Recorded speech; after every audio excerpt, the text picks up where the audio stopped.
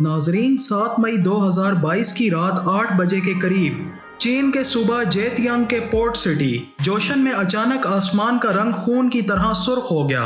شہر کے لوگوں کی اکثریت اس منظر کو دیکھ کر خوف اور پریشانی میں مبتلا ہو گئی۔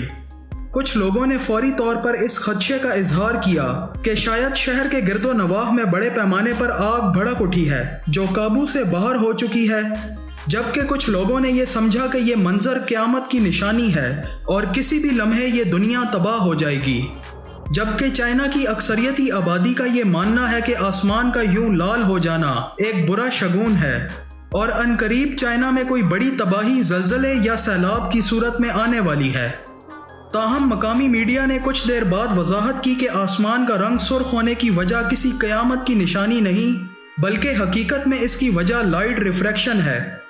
ماہرین موسمیات نے لوکل میڈیا کو بتایا کہ بظاہر خوفناک چمکتے ہوئے آسمان کی وجہ حقیقتاً کم بلندی پر معلق بادلوں کی موجودگی تھی، جن پر شہر کے ساتھ موجود بندرگاہ سے لائٹس پڑ رہی تھیں، جس سے لائٹ ریفریکشن کا فینومینا عمل میں آیا اور آسمان کا رنگ اچانک سرخ پڑ گیا۔